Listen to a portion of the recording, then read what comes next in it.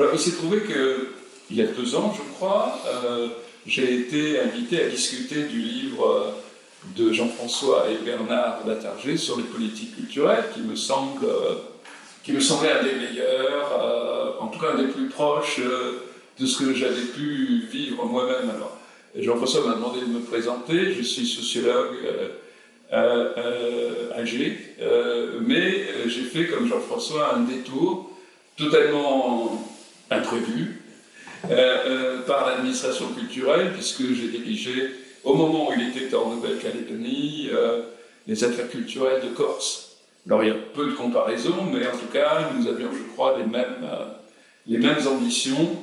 Et donc, quand j'ai lu le manuscrit de Jean-François, dont il m'avait parlé lors de cette rencontre à l'Estac, je l'ai lu d'un trait, et je me suis dit, ça va faire un excellent livre. Et j'ai dit à Jean-François, c'est le livre d'une génération. Il avait 20 ans en 68, et donc comme lui, j'ai connu les comités Vietnam, j'ai connu l'urgence de l'engagement, et surtout, après, évidemment, cet esprit révolutionnaire au moment de l'âge adulte, où il est allé beaucoup plus loin que moi, puisque nous parlerons de son établissement, nous parlerons de l'agence Libération, nous parlerons de beaucoup de moments de la vie de Jean-François, ou de socialisme et barbarie, etc., de l'engagement pour un socialisme non autoritaire, un socialisme qui ne soit pas confisqué par des partis, par des appareils, par des organisations, et qui, en même temps, ne se contente pas d'une plate social-démocratie, mais qui continue de croire aux soviets et aux conseils ouvriers, à la démocratie par la base, etc. Alors, révolutionnaire au moment de l'entrée dans l'âge adulte, et qui, au fil de très nombreuses déconvenues, qui ont marqué la suite des événements, les tristes années 70 et 80, tristes en tout cas par la direction vers laquelle elles nous ont amenés, et qui étaient très très loin de ce que nous espérions, puisque l'humeur était à l'idée que la révolution était proche. Enfin, je me souviens de cette idée que tout ça a été à portée de main. Inéluctable. Voilà. Et donc, à la suite, disons, de ces déconvenues, il me dira si c'est le bon mot, c'est peut-être pas sûr, cette génération a converti, alors certaines est allée dans le business, il ne faut pas, mais une petite partie, sans doute la mieux dotée en capital. Mais en tout cas, c'est pas, on reparlera du début du boomer qu'on attaque souvent. Je pense qu'il y a quand même, pour parler comme Bourdieu, là un moment de conversion de l'espoir d'un changement radical, mais sans nécessairement l'abandonner comme horizon, en une conviction, François l'a dit, enfin il l'a dit par la voix de Lara, d'une promesse d'une émancipation par la culture. Je crois que, je réponds avant Jean-François, il n'y a pas 2 Marguerin, le jeune homme bouillant, si l'on peut dire, et le théoricien de la politique culturelle. Il y a évidemment l'adaptation aux nécessités de la vie sociale, mais je vois une très grande cohérence dans cette trajectoire, bien qu'elle s'exprime au pluriel. Il ne s'agit pas d'une chronique, mais de chroniques. Les chapitres ou les sous-chapitres sont souvent brefs, percutants. Jean-François multiplie les échelles temporelles. On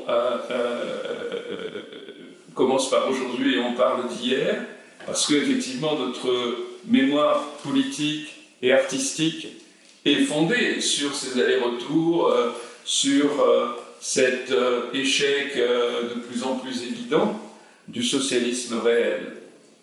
Si l'on accepte le prologue du livre, que je trouvais très beau, qui rappelle un petit peu, alors il y a peut-être un clin d'œil à Camus, et Maman est morte, hier mon père est mort, c'est l'incipit du livre, et donc il y a ce retour à Cherbourg, qui est à la fois très sobre dans le style de Jean-François et très émouvant, puisque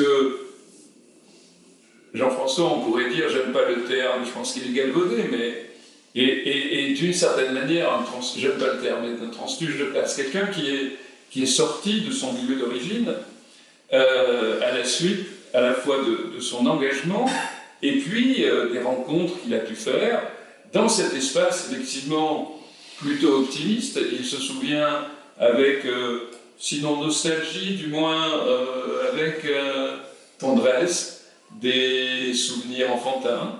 Effectivement, d'un monde, moi je m'en souviens, je suis né au début des années 50, d'un monde qui, malgré de terribles tensions, moi j'ai appris à lire, disons, pendant la guerre d'Algérie, et j'ai été très vite conscient de la primauté de ces questions de libération, etc., et de politique dans notre vie.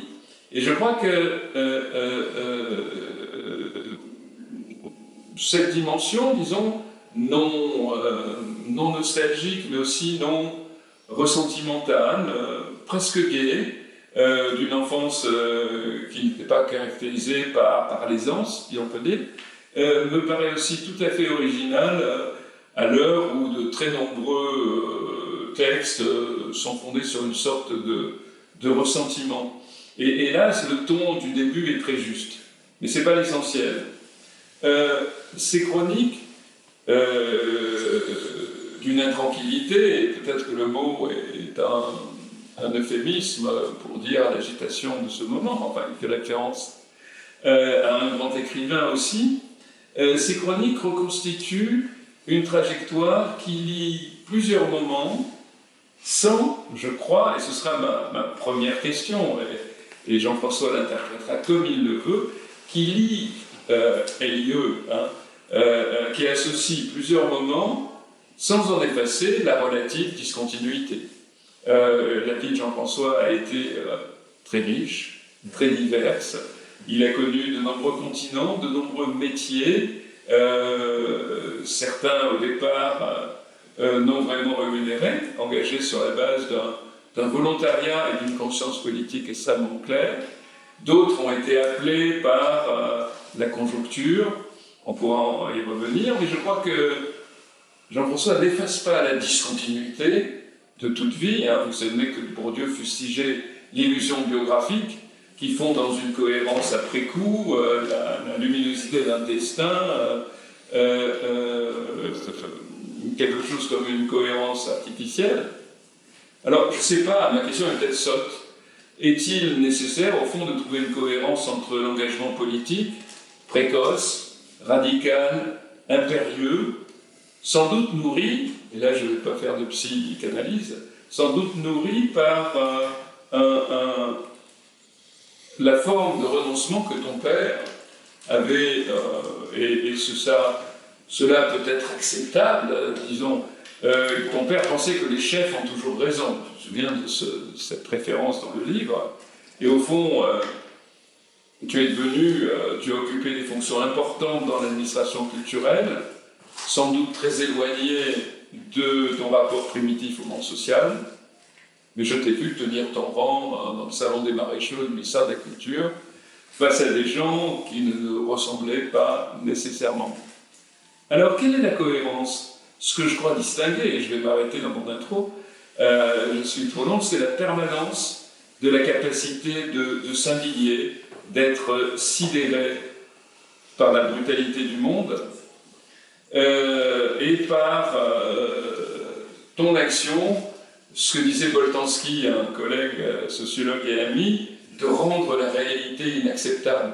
Et au fond, là où ton père rendait la réalité acceptable, supportable, parce qu'il n'y avait pas d'autre moyen, tu t'es engagé dans une autre voie. Et ce que tu appelles ton intérêt précoce pour la chose publique, tu le dis en ces termes, donc c'est la res publica, c'est un intérêt effectivement pour l'action dans le public, pour le public, François l'a dit. Alors ma première question serait ça, plusieurs vies, comment tu vois ces chroniques, quel poids accordes-tu à ce pluriel? Si. Je ne vais pas passer un examen, d'abord dire combien je suis heureux de vous voir. Je connais un certain nombre de personnes. Jean-Louis a dit tout à l'heure qu'il a été un de ceux qui ont convaincu d'aller plus loin. Je lui ai passé ce manuscrit ça a été un long temps d'écriture, interrompu d'ailleurs. Pendant à peu près 2 ans, on écrivait ce livre avec Bernard Latarjet, qui demain soir me mettra à son tour sur le grill. Donc, un second compromis. Donc, Jean-Louis, Bernard, Bertrand qui est ici, j'espère que Caterina aussi un peu parfois, qui est ici. Bon, bref, m'ont convaincu que ce n'était pas inutile cette démarche de publier ce texte, parce que je vais tout de suite te répondre. La question, bien entendu, ce qui traverse ce livre, c'est sur le tard de ma vie, y a-t-il une cohérence dans tout ça? Mais ça ne me regarde que moi. Je ne vais pas emmerder les autres avec les questions d'ordre politico-psychanalytique. Ce qui m'a convaincu de le publier, c'est que j'ai d'abord travaillé sur une période qui est une période de 40 ans, qui est longue. 1965, j'ai 17 ans, et évidemment, 2005, j'ai 40 années de plus, traversées par diverses situations, et que ce sont ces situations dont, d'une certaine manière, dont je me sers pour répondre à ma question de la pluralité, ou d'une certaine manière, de quelque chose qui a fait une cohérence. Et à partir du moment où j'évoque ces situations, souvent avec précision, qu'elles prennent la forme de chronique, c'est-à-dire d'une certaine manière autonome les unes des autres, alors je pense qu'elles méritent d'être partagées, ne serait-ce que parce que très vite la mémoire efface, et c'est un premier élément de réponse, et on va y venir sur quelques-unes de ces chroniques tout à l'heure, de manière concrète, sans trop dévoiler, parce que sinon vous n'allez pas acheter le bouquin, et vous savez très bien que là, tout de suite, c'est juste meublé avant le moment d'aller boire un coup et que vous passiez à la caisse. Je plaisante, bien sûr. Je plaisante. Donc, oui, bien dire ça, c'est-à-dire que là, tout de suite, j'étais presque gêné parce que Jean-François Marquerin, quelque part aussi, le regard que Jean-François Marquerin, il n'y a rien d'intime d'ailleurs dans ce que j'écris, sauf évidemment le début, qui est aussi infondé. Le prologue, c'est, je peux en dire un mot, je décide, alors c'est pas faux non plus d'écrire, de me mettre à écrire, alors que je suis dans la seule conversation que je n'ai jamais eue avec mon père, qui justement est dans son cercueil, et que je suis en train de veiller. Nous n'avons jamais su nous parler, et que je me suis dit que j'avais tellement de choses à dire que je n'avais jamais dit, que d'une certaine manière j'allais les adresser au moins à quelqu'un qui était lui. Ça, c'est le problème. Mais vous comprenez bien que c'est aussi un artifice, parce que là encore, vous n'avez pas besoin d'être impliqué si ça n'avait que cette valeur, ou cette importance. Voilà, donc ce bornage est pour moi essentiel. Donc, je disais, en 65, j'ai 17 ans, et ça va être un double éveil. Un éveil aux politiques. Tout simplement parce qu'à un moment donné, il y a quelqu'un qui vous initie. Et qui vous initie avec une précision de scalpel. C'est pas seulement le politique comme ça, ou le gauchisme, ou l'expression de la révolte qui va très bien avec la puberté. Non, beaucoup plus réfléchi que ça. Et ça coïncide avec ma découverte des grandes œuvres d'art, tout simplement parce que de l'autre côté, j'ai un professeur extraordinaire, on a tous eu, je souhaite qu'on ait tous eu, quelqu'un qui t'emmène quelque part, qui s'appelle, moi qui étais effectivement d'une extraction très, très, très, très, très modeste, qui me fait découvrir ce que c'est qu'une maison de la culture, qui venait d'ouvrir, et qui tanne le directeur. J'étais interne dans un établissement où je me préparais à devenir instituteur, ce que j'ai été brièvement. et qui m'a fait découvrir par le fait que chaque semaine, ou presque, sans doute chaque semaine, il y avait un bus qui partait de Saint-Lô dans la Manche, où je me trouvais pour aller à la Maison de la Culture de Caen, et j'ai découvert, par exemple, Carlo Gondoni, alors le 15 serviteur de Maître, dans des mises en scène de Marc Père, la mise en scène de Georges Strayer, je cherchais, vous voyez, quand on est vieux, on commence à perdre de la mémoire, qui sont pour moi des éblouissements. Donc quelque part, il y a une coïncidence temporelle et aussi intellectuelle entre le politique et l'artistique.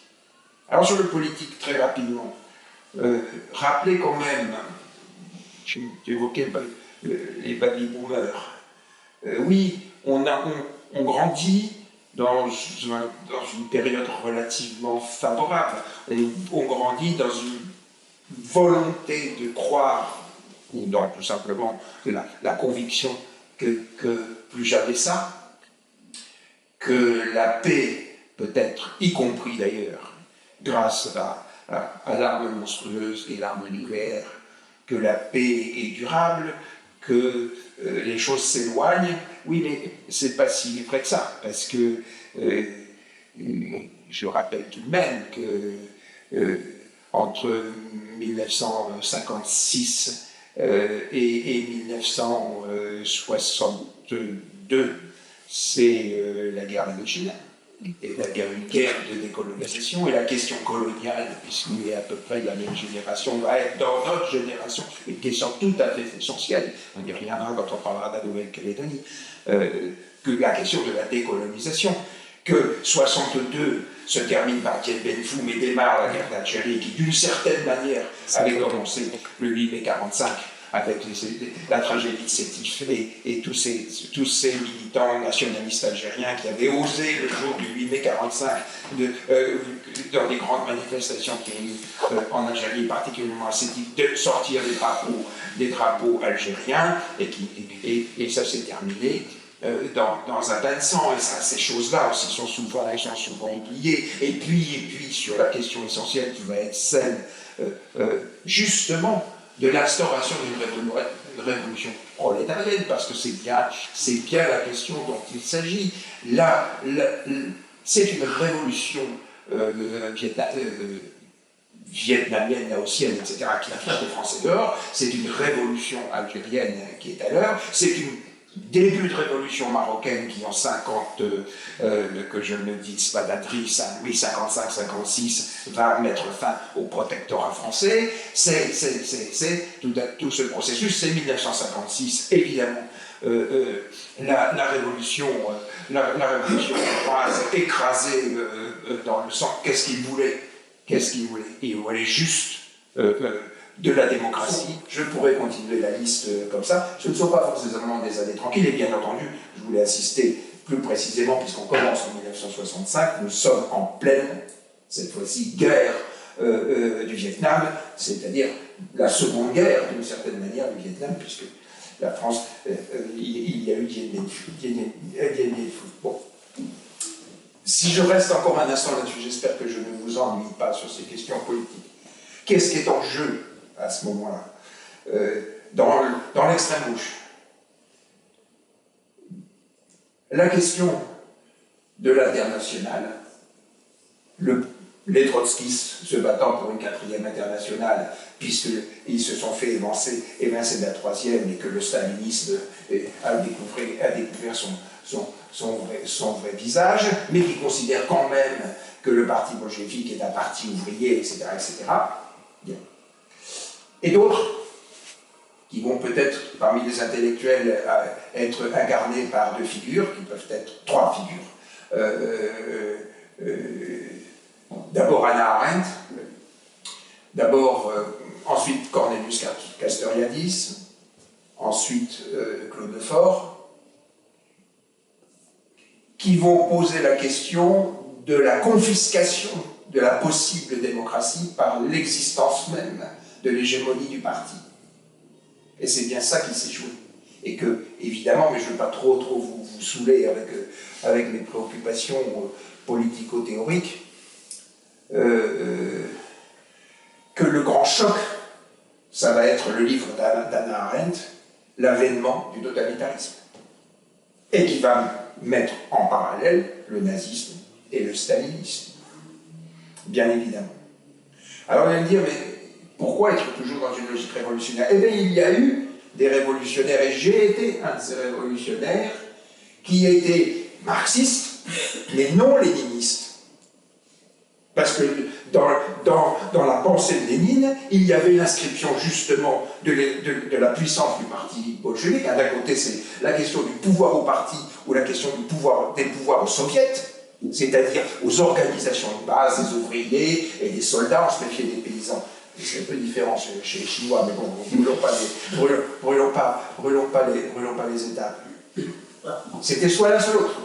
Oui, il y a eu des organisations marxistes, non léninistes, non bolcheviques.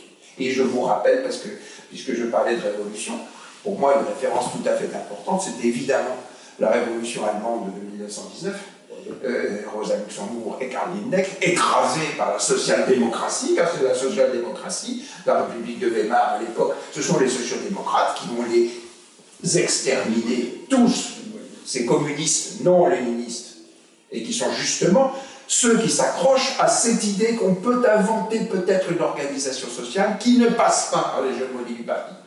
Alors, est-ce que ce sont des histoires de vieux cons que je vous raconte? Peut-être, mais si on regarde à peu près ce qui se passe aujourd'hui dans l'ensemble des régimes dits illibéraux, il y a peut-être à comprendre un certain nombre de continuités et d'une certaine manière qui m'autorisaient à écrire ces choses-là.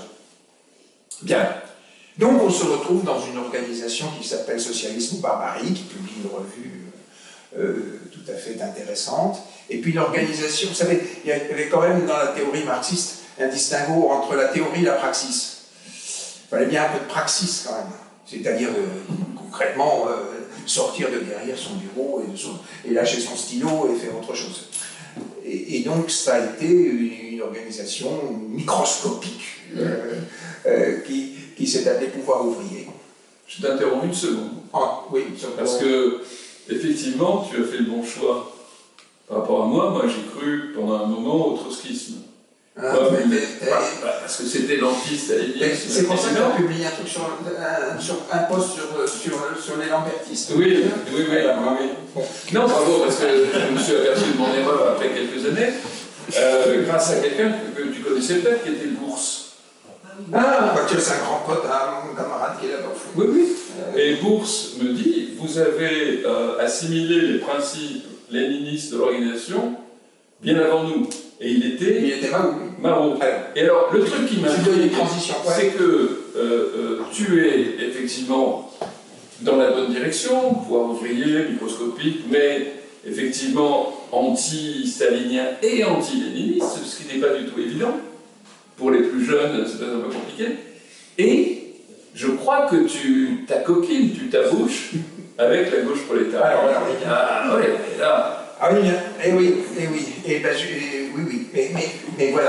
dans la bonne direction. Le problème, c'est qu'on était chaque année un peu moins dans la bonne direction. Ce que je veux dire, c'est-à-dire que c'est quand même une époque très marquée par les réalités groupusculaires, mais il y avait un groupuscule du groupuscule du groupuscule qui s'appelait Pouvoir ouvrier.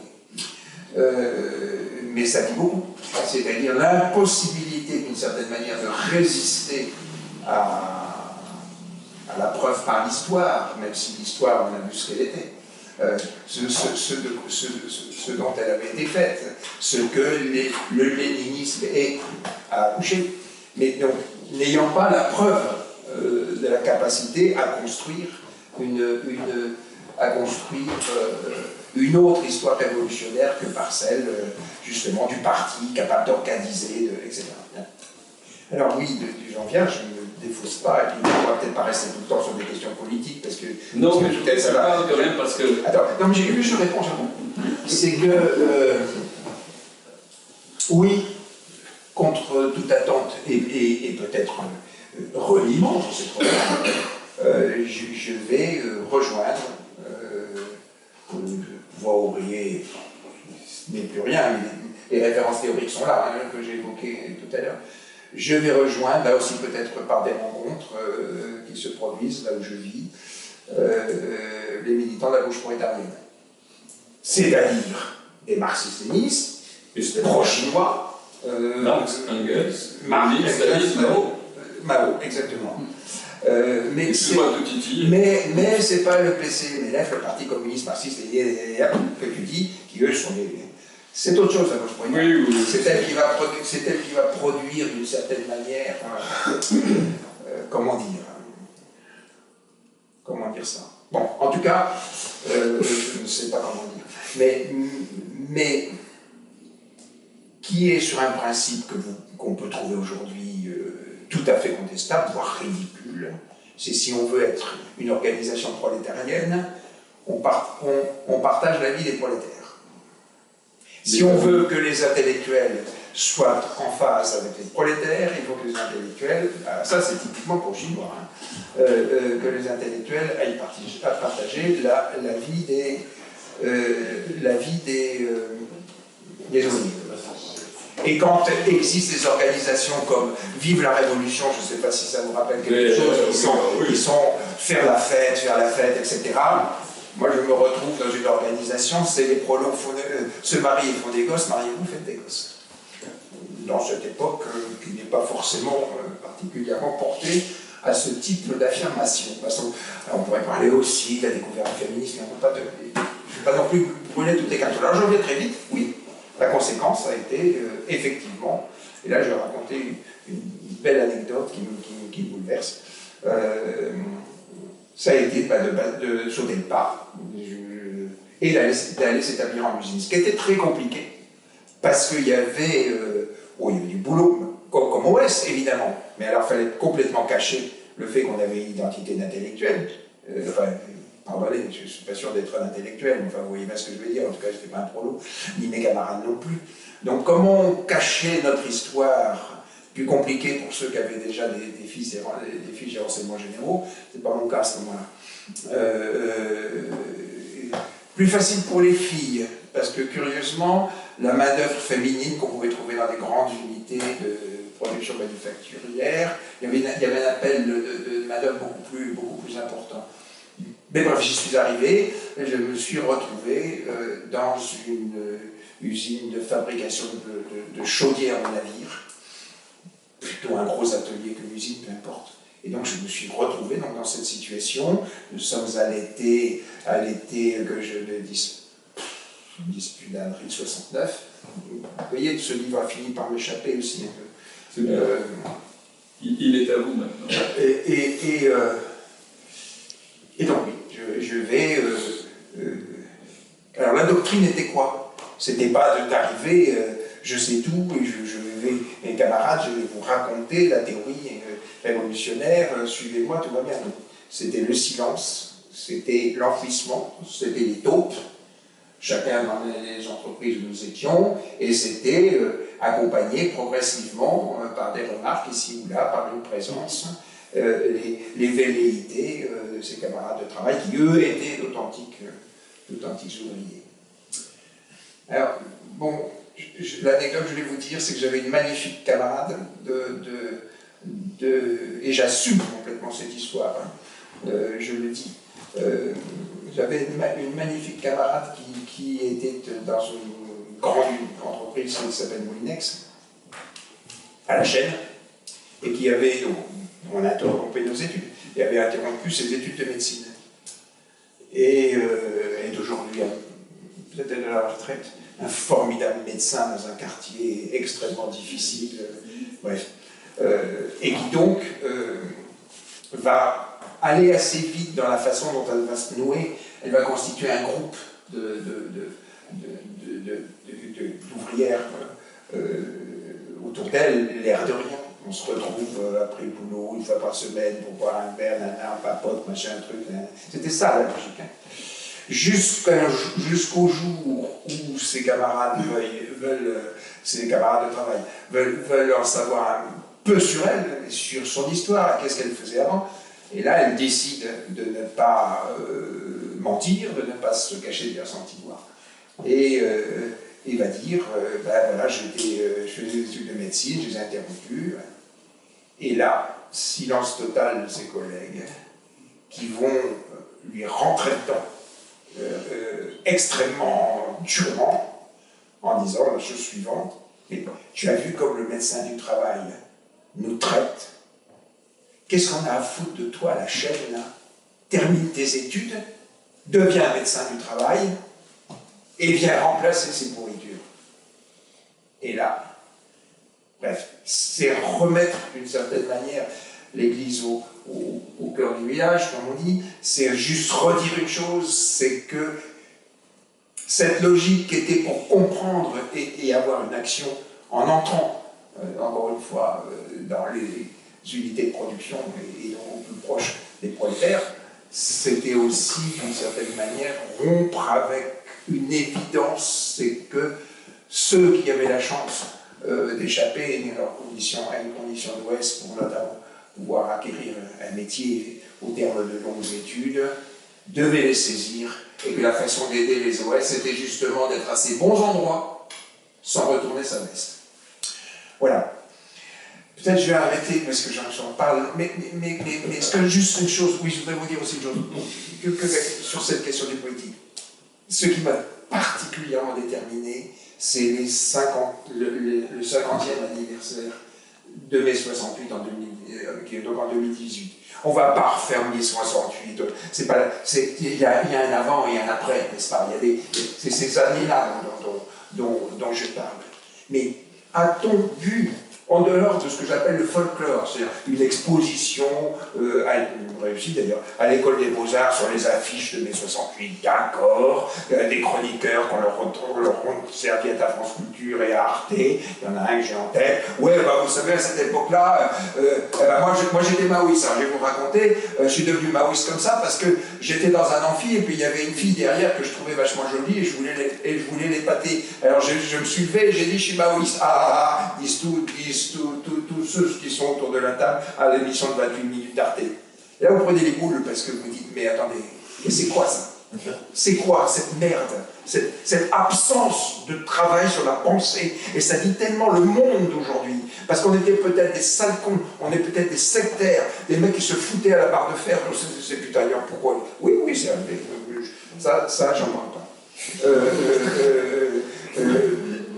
Mais le fourvoiement, c'est déjà quelque chose. Et le rien, ça ne peut pas se renvoyer le rien, mais le rien reste toujours le rien. Voilà, je voudrais qu'on passe, parce qu'il y a tellement de choses dans ce livre qu'on aille après 68. Alors je te signale... Et j'ose dire une chose, c'est que je pense qu'aujourd'hui, la question, alors là, c'est pas forcément l'avenir radieux, elle n'est pas là forcément pour demain, mais quand on voit, bien entendu, on parlait aussi sur l'effondrement du capitalisme. Absolument. Oui, bien entendu. Peut-être est-il en train de s'effondrer, par force de paradoxe, d'épuisement de la planète. Je ne suis pas sûr que la social-démocratie puisse répondre aujourd'hui aux enjeux fondamentaux de notre société, qu'il faut sans doute peut-être des perspectives radicales. Et oui, je ne suis pas sûr qu'il faut être révolutionnaire, mais je ne suis pas sûr non plus du contraire. Voilà, alors, merci. Je te signale que j'ai contribué à un livre sur 68, pas pour le 50e, mais pour le 40e de Michel, Zancarini-Fournel et Philippe Artière, qui est très intéressant, qui s'appelle Mai 68, et qui met l'accent sur les provinces, et qui est une toute autre histoire, une histoire, on pourrait dire, populaire de mai 68, qui mérite d'être lue, c'est à la découverte, et c'est aux antipodes de ce que tu racontes. Alors moi, je voudrais quand même qu'on évoque, on ne peut pas tout dire de ce livre, surtout on ne va pas le déflorer, mais il y a des choses dont j'aimerais que tu parles. J'étais très sensible à ce que tu disais de la Maison de la Culture de Caen, j'imagine, puisque j'ai vu le Streller, j'ai vu au lycée, et on avait prêté un petit bus, quelques élèves, on avait trouvé un prof, et on y allait régulièrement depuis le Flair de l'Orne. J'ai aussi vu une des premières mises en scène de Vitesse. Oui. C'était les bains de les bains tu t'en souviens, voilà. Bon, mais je voudrais puisque ton engagement politique et ton engagement culturel, au fond, tu l'as dit dès le départ, a été parallèle, mais qui se croisait aussi. Le théâtre tract. L'initiation, oui. Ouais, alors il y a une initiation, il y a des passeurs, des professeurs, Il y en aura d'autres peut-être dans ta vie dont on parlera, oui, ça de la culture, mais le théâtre tract et l'engagement dans une forme de culture qui est directement politique. Absolument. Ça me touche qu'on vienne là-dessus, parce que tu vois les deux là, ils en ont été, le monsieur et la dame, de l'aventure dont tu parles. Donc, pour recontextualiser,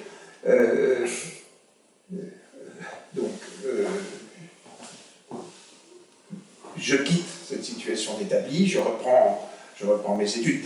Pour être très clair, je n'ai jamais cessé d'être inscrit à l'université. Pour ça, j'avais le cours, mais bon, c'était donc pour ça que c'était assez facile de prendre ces cours. Comment agir autrement? Alors, il y a quelque chose qui naît, notamment sous l'impulsion de Jean-Paul Sartre, qui s'est appelé le Secours Rouge. Et le Secours Rouge, c'était d'ailleurs une organisation qui a existé peu après la Révolution d'octobre 1917 en Russie.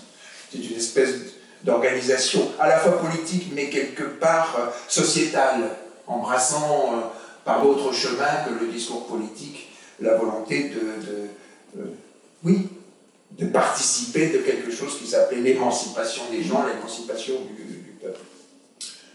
Et que, à travers le Secours Rouge, alors, il se trouve que dans mes études, je faisais des études sur l'histoire du théâtre, et j'avais été très attentif à l'expérience d'Erwin Piscator dans les années 30, à peu près coïncident avec Bertolt Brecht, qui lui avait décidé de faire un théâtre prolétarien sous la forme de ce qu'on a appelé l'agit-prop, qui était un théâtre où effectivement, avec quand même une certaine exigence esthétique, oui, je ne dis pas donner la parole aux masses, mais exprimer les réalités sous des formes qu'on a retrouvées plus tard, menées notamment par Augusto Boal au Brésil, avec, etc. Mais pardon, je ne veux pas trop vous saouler avec toutes ces références. Donc un théâtre d'intervention directe comme ça. Pourquoi on l'appelle théâtre tract? Avec s'ils veulent pas que je compromette, je fais ma charnière. Nous sommes dans une région où il y a quelque chose de tout à fait important qui se joue à cette époque. C'est la découverte de cette maladie professionnelle de la langue qui s'appelle l'asbestose. Vous connaissez la silicose, vous commencez à connaître l'asbestose, c'est-à-dire tous ces travailleurs qui, sans la moindre protection, maniaient l'amiante, puisqu'en compressant l'amiante, on faisait, si ma mémoire est pas les disques d'embrayage et les disques de frein, donc à haute température, mais avant que, c'est donc l'usine, le groupe Ferrodo, et donc avant que le produit fini existe, la fibre était maniée à la fourche dans des brouettes, et par exemple, faire de l'orme, on en parlait à l'instant, vous pouvez être complètement sous la neige au milieu de l'été, c'est-à-dire qu'on se réveillait un matin, et parce qu'il s'était passé je ne sais pas quoi, il y avait de la fibre d'amiante blanche, c'est pour ça que je parle de la neige partout. Et là, un camarade, un ami, très courageux, étudiant en médecine, j'ose le nommer là, Pierre Colson, va réussir, parce qu'il sait qu'il y a un labo de comment on dit, je savais, maladie infectieuse, infectiologie, je crois que c'est ça, oui, qui travaillait de manière extrêmement secrète sur ce que c'était que ça. Parce que vous voyez bien que tout l'enjeu, c'était de faire reconnaître la maladie comme une maladie professionnelle. Et que bien évidemment, on n'était pas pressé de la reconnaître comme telle, parce que la sécurité sociale, parce que la responsabilité patronale, parce que, etc. Et que donc lui va faire, il a suffisamment approché le sujet pour avoir identifié où est le dossier, il va commettre ce geste extrêmement risqué pour lui, d'entrer dans ce labo par effraction au minuit, et va piquer le dossier, et va le rendre public. Et là, évidemment, vous imaginez les suites, d'ailleurs il est médecin, il n'a jamais pu être prouvé, et comme maintenant il y a prescription, je n'hésite pas à le nommer, il n'a jamais pu être prouvé que c'était lui, ben, s'il n'y a jamais eu de doute. Bon. Et pourquoi j'évoquais avec mes amis qui sont au fond, Michel et Marie-Christine, nous sommes donc les uns et les autres militants du Secours Rouge, et les ouvriers à la publication de ce rapport de Ferrodo à Flers, non, à Condé-sur-Noireau, vont bloquer les cadres et vont les séquestrer pendant 48 heures. C'était la première opération de séquestration de patrons pour obtenir des avancées sur le dossier en question. Ça a été, comment dire, un effet, oui, national. Évidemment, derrière les slogans, on a raison de séquestrer les patrons, ça c'était le titre de... bref, je le dis, c'était du journal de la cause du peuple, comment pouvais-je oublier, hein. Donc, oui, on a raison de séquestrer les patrons, et donc on va les rencontrer. Et on voit bien qu'ils ont besoin d'expliquer les choses à des auditoires. Et que ce n'est pas forcément des gens à l'aise dans l'expression orale. Oui, donc je disais, je suis prof, et un jour je suis convoqué chez mon chef d'établissement. Nous sommes, oui, je parlais de 74, pile poil 74. C'est,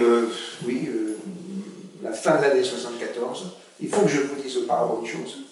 Peut-être certaines s'en souviennent, même confusément, l'été 74, toutes les grandes maisons centrales en France brûlent. Sauf exception.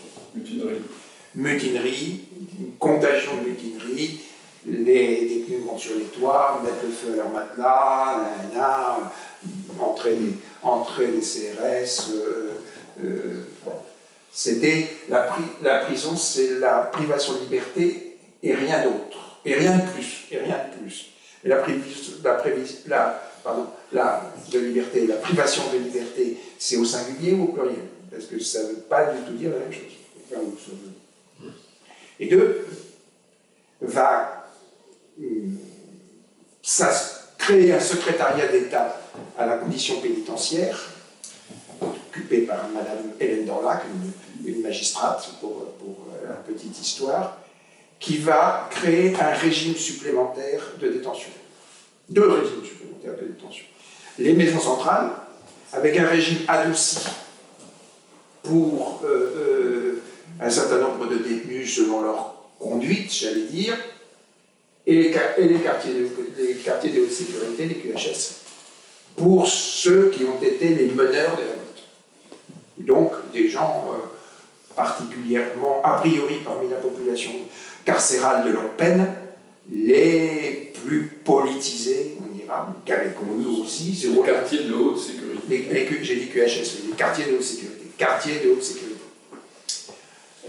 Dans la ville où je me trouve, j'avais bien lu comme ça un entrefilé que la maison d'arrêt qui était dans cette ville, les détenus de courte peine et en préventive avaient été transférés ailleurs et que l'établissement a été, à marche forcée, je parle des travaux, transformé en un établissement de ce type.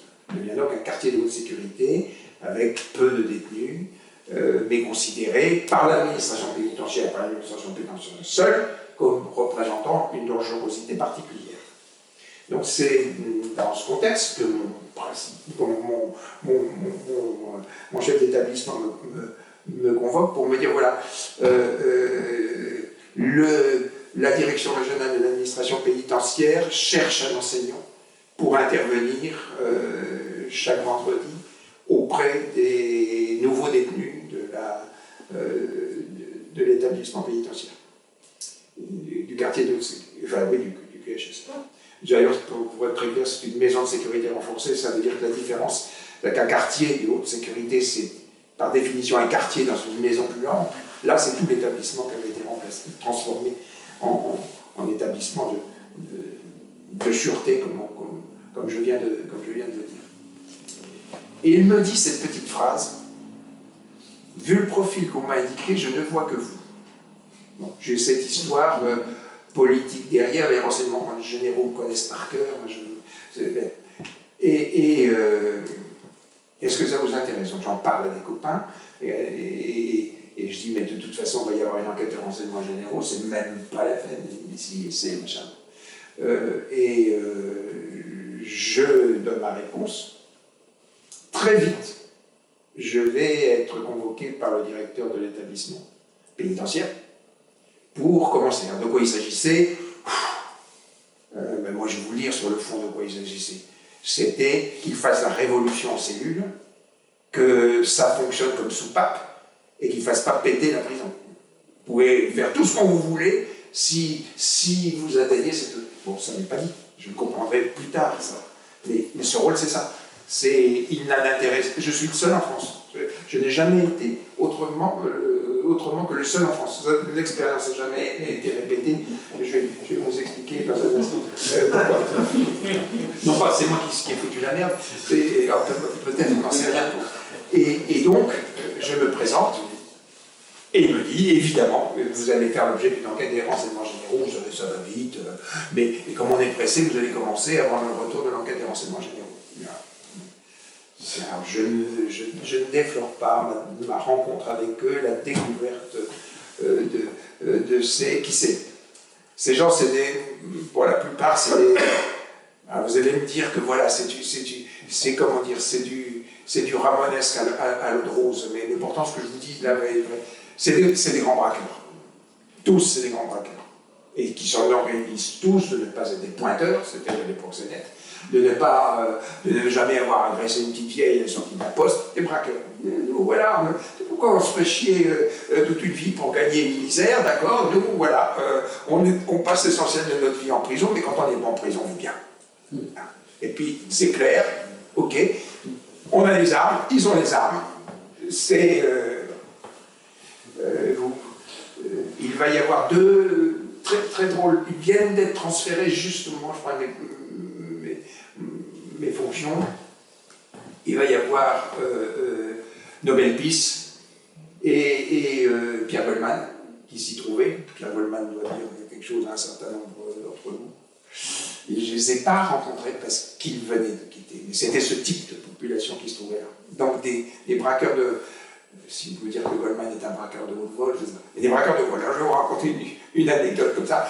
L'un d'entre eux, qui s'appelle José Gare, lui, vraiment un type du milieu, mais ça a été pour moi une rencontre. Bref. José Gare avait braqué le siège des boucheries Bernard à Paris. Pourquoi ça, je ne sais rien.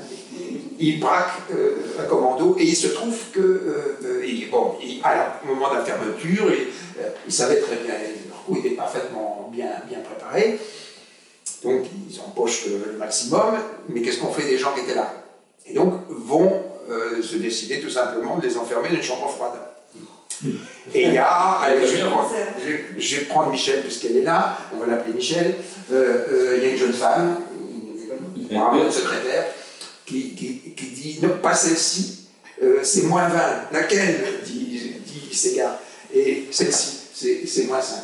Donc, ils nous enferment dans celle à moins 5, foutent le camp, s'arrête à la première, il n'y a pas de téléphone portable évidemment, puis c'était mieux pour ne pas se faire filocher, s'arrête à la première cabine téléphonique qu'ils trouvent, ils lui envoient, ils disent voilà, on vient de braquer le siège des boucheries Bernard, maniez-vous, vous avez intérêt à nous prendre en sérieux, maniez-vous parce qu'il y a des gens qui se les peinent, ils sont enfermés donc ils ont été libérés.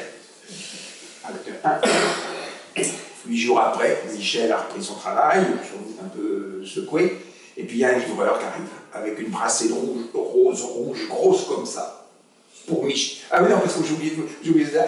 Avant qu'il s'en aille et les enfermer, il dit c'est comment votre prénom? Donc elle lui a donné son prénom. Voilà. Et pour Michel, pardon pour le rhume. Voilà. C'est pas forcément le petit voyou de. Bref. C'est cela que je vais connaître, et puis au milieu d'eux. Mais bon, c'est une autre histoire beaucoup plus compliquée, celui qui va devenir le lieutenant de Messrine. Une autre date pour moi tout à fait importante, c'est la façon dont on va avoir le commissaire Broussard le pied sur la bête, hein, exactement comme sur le four, Mesrine, porte de Clignancourt, et Charlie Bauer, qui est celui avec lequel je vais avoir une longue histoire compliquée, et celui qu'on s'était perdu de vue à ce moment-là, hein, qui va être identifié comme celui qui était le lieutenant de Mesrine. Et tout ça, c'est pas pour moi des anecdotes, c'est que Charlie était un petit voleur sur le port de Marseille. Il est né à l'Estac, voilà. Et puis c'est toute une carrière de voyou qui monte, qui a connu la détention de Clairvaux, qui s'y est fait massacrer, etc. Il est devenu pour moi, j'ai tout fait. Quelques personnes ici s'en souviennent. J'ai tout fait pour participer à un truc qui s'appelle la réinsertion. D'abord, par moi, je ne l'ai pas fait exprès. Il a rencontré celle qui va devenir sa compagne et la mère de son enfant, à l'occasion d'une permission de sortir, et puis on va les trouver à deux boulots dans une librairie et à la clinique de la Porte de Guattari. Voilà, un chemin. Mais c'était patient. Et que je n'ai rien à dire, je suis désolé. Avoir aidé quelqu'un que je considérais comme ayant relevé de ce que j'appellerais une délinquance subie à une délinquance assumée. Il décide d'être bandit, sauf que quand incarcéré après l'exécution de Mesrine, je le raconterai dans quelles circonstances il va se faire arrêter. Il va, via un juge d'application des peines et via son avocat, demander est-ce que je fasse une demande de parloir parce qu'il veut me parler. Je lui adresse une fin de non-recevoir qui n'est pas agressive. Michel, toi, tu connais la suite. Mais je veux juste signifier ça. On a eu un chemin qui allait vers ça, je me trompais sans doute, excuse-moi, ça devait être une posture de curé, vous voulez ce que vous voulez, t'es passé ailleurs, mais cet ailleurs t'appartient et moi je n'ai pas de place dans cet ailleurs. Voilà. Alors, tu veux qu'on parle à Caïnaï, on va peut-être arrêter après, si vous avez des questions, je sais pas. Je voudrais, oui, Charlie Bauer, je vous invite à lire le livre parce que c'est très intéressant. Moi, j'ai écrit un livre sur la culture en prison. J'ai passé plus d'un an dans 6 des maisons d'arrêt, des centrales, ça. Et le livre que tous les détenus me citaient, c'était Fracture d'une vie de Charlie Bauer. Et Charlie Bauer est devenu une sorte de modèle, justement parce qu'il est passé de la délinquance subie à la délinquance assumée. Et je vois que ça, c'est une trajectoire que l'on retrouve. Moi, j'ai fait de l'enseignement en prison un petit peu à Poissy, que l'on retrouve très souvent. C'est-à-dire que les déterminismes sont retournés, c'est l'inversion du stigmate, et on assume. Et ça, c'est l'inversion du stigmate. Alors, oui, je vous ai fait rire tout à l'heure en disant qu'il n'y avait jamais eu moi. C'est que tu parles du livre, mais je ne suis pas. Moi, je n'ai jamais été un QHL. Je ne vais pas entrer dans les détails. Comment vous dire? Il y a une chose très importante, c'est que ce que j'ai raconté maintenant, et il en parle dans son livre, Charlie a été transféré à Fresnes. Et donc il va avoir une attitude tout à fait regrettable, à colporter des choses qui sont revenues par radio couloir des prisons, alors qu'il n'en a pas été témoin. Ce qui va se passer, c'est que, si j'abuse pas de votre temps, un jour, un détenu qui s'appelle Daniel Debriel, qui était le roi de l'évasion, il s'est quand même évadé d'une prison avec un bras dans le plâtre, celui-là. Donc, imaginez un peu. Donc, Daniel, le directeur de la prison, me dit: vous n'aurez pas de Briel cette semaine, il est puni. Bon, j'avais une attitude qui était jamais de poser de questions. Évidemment, on m'enferme, comme d'habitude, avec les 7-8 détenus avec lesquels j'ai travaillé. Et tout de suite, évidemment, il y a qu'un sujet sur la table, c'est de Briel, qu'est-ce qui s'est passé. Et Daniel de Brielle, quand il a été amené au QHS, et avait fait l'objet de fouilles, mais on a fouillé sa cellule, on a trouvé des lames de scie à l'étau. Et donc, poum, mitard. Et le directeur de la prison aurait dû suivre la procédure, c'est le prétoire, c'est le tribunal de la prison, le faire condamner pour une chose aussi grave à au moins 40 jours de mitard. Bref. Et la semaine suivante, de Brielle dans mon cours, enfin dans son cours, qu'est-ce qui s'est passé? Il s'est passé que c'était un directeur de prison de la vieille école.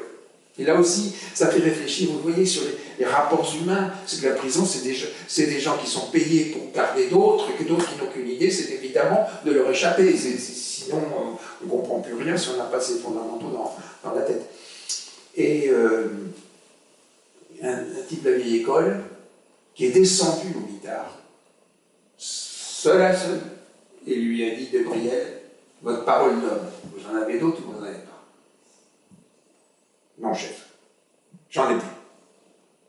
Vous me le. Je ne sais pas, je ne suis pas là. Voilà. Et supposons, il insiste, non, chef, j'en ai plus, je vous dis que j'en ai plus.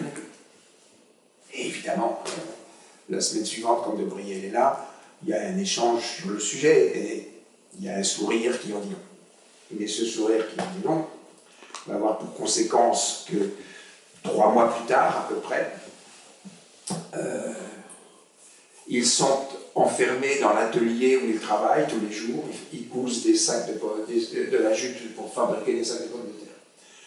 Et ils vont s'attaquer aux barreaux parce qu'évidemment il y en a d'autres, des barreaux de l'atelier. Et vont faire une tentative. Mais de toute façon, c'est marrant, c'est exactement comme le type à Évreux l'autre jour qui a commencé à cesser ses barreaux et qui s'est aperçu que de toute façon, il n'y arriverait jamais. Sauf que ce qu'on ne sait pas, c'est que pourquoi les gardiens passent une clé comme ça sur les barreaux, c'est pas pour faire de la musique, c'est que s'il y a un barreau qui est légèrement entamé, il va sonner différemment. Et donc, ils savent que de toute façon, ils sont foutus, et ils vont appeler le gardien qui est dans la course, de l'autre côté de la porte, dans le couloir, sous prétexte qu'une machine est en panne, et vont le prendre en otage. Et là va commencer, j'arrête cette histoire, vont commencer une histoire sans fin, et vous voyez bien que la soupape n'a pas fonctionné, et que je vais être remercié du jour au lendemain. Or, et ça c'est pour vous faire saliver un peu, n'oubliez pas, il va y avoir évidemment une enquête judiciaire. D'où sortent ces lames de scie? Qui a fourni les lames de scie? Le directeur de la prison, puisqu'il il sait très bien qu'il s'est fait cocufier et que quand de Brielle a été transféré, il avait les lames de scie. La détention dans son entier sait très bien et d'une certaine manière a respecté ce geste du directeur de la prison. Moi, qui sais aussi, mais évidemment, je vais la boucler. Donc qui? Je ne vous en dis pas plus. Je lisais donc ce livre. Alors, la chose sur laquelle elle lit, c'est ça qu'on arrête. Quelle est votre acceptabilité de quelques minutes de plus? Il y a une séance demain, peut-être que Bernard reprendra ces questions-là. C'est une autre fournée. D'accord. Non, quelques mots, disons, il y a une discussion, j'espère. Surtout qu'il y a des témoins. Je voudrais que tu dises un mot sur la Nouvelle-Calédonie, mais je veux dire, il faut lire le livre. On laisse le Maroc pour une autre fois, parce que le Maroc, c'est aussi très très riche, sur plein de plans. Et puis peut-être tu nous dis pourquoi 2005, pour conclure, non? Oui, d'accord. Alors, sur la Nouvelle-Calédonie, il se trouve que un certain nombre d'entre nous sont allés voter en 1988 d'une loi référendaire portant nouveau statut de la Nouvelle-Calédonie. Moi, je l'ai fait, j'ai voté, vous n'êtes pas très nombreux quand même. C'était à l'époque à 28 heures d'avion. Ça n'a rien à voir avec les Antilles ou la Réunion.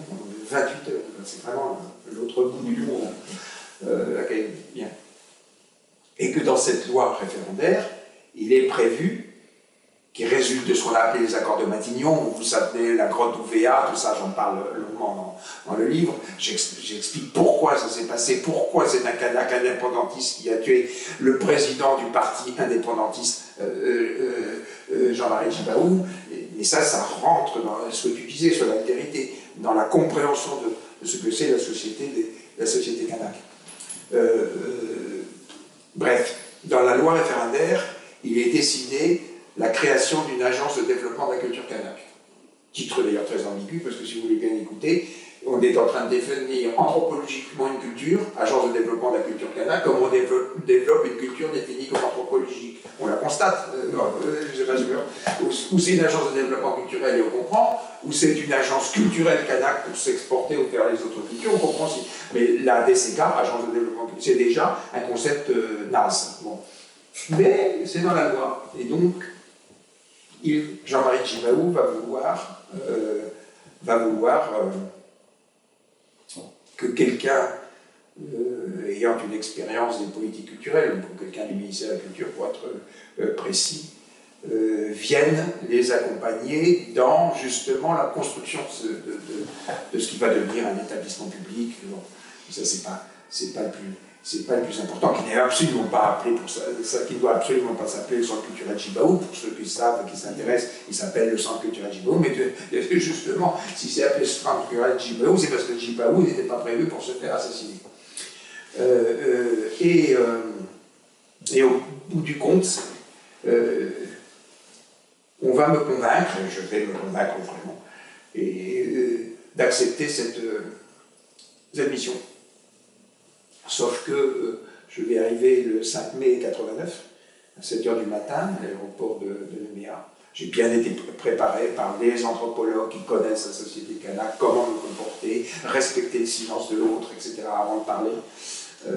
Vous avez l'air de vous dire que c'est pas possible que je me taise. Si, tout à fait. Mais c'est comprendre juste que dans ce type de situation, la coutume kanak veut que ce soit l'autre, celui qui vous reçoit, qui rompe le silence, et pas vous. J'ai un petit problème, c'est que le silence peut être long. Et que, voilà. Bon. J'aurais pas l'expérience de la chose, puisque quand j'atterris, il a été assassiné 10 heures avant. Oui, 10 heures avant. Ainsi que le second du FLNKS, par, je le dis bien, un militant indépendantiste. Mais il faut comprendre pourquoi, et c'est décortiqué dans le livre. Alors, oui, ça résonne, ce qui se passe aujourd'hui résonne de manière très importante. Ce gouvernement et ce président de la République n'a rien voulu écouter. Ce processus, quand j'arrive en Nouvelle-Calédonie, Jacques qui est là, il est venu un petit moment. Le pays est à feu et à sang. Tout peut péter à tout moment. Il y a des armes dans tous les sens, il y a toujours eu des armes dans tous les sens. Eloi Machoro a été buté par le GIGN dans des conditions qui ont encore redonné une flambée de choses. Les indépendantistes sont des indépendantistes. Ce sont les natifs de cette terre, c'est-à-dire ils veulent l'indépendance. Okay, bon. Et que donc, ils acceptent ce processus de paix qui va être complètement bouclé en 98. Donc, je suis reparti, à l'occasion justement de l'inauguration du centre culturel Djibaou. Bouclé par quoi? Par le fait qu'il a été décidé entre ce qu'on appelle les loyalistes, l'État garant censément d'une certaine impartialité, j'ai cherché le mot, et les indépendantistes, qui n'a été difficile pour tout le monde. La fameuse, c'est là aussi la poignée de main entre Lafleur et Djibaou qui a généré l'assassinat de Djibaou aussi, il y a été pour quelque chose. Ce processus de réconciliation qui portait sur une chose essentielle, c'était le gel du corps électoral aux élections provinciales qui sont censées être toujours celles qui déterminent l'avenir institutionnel du territoire.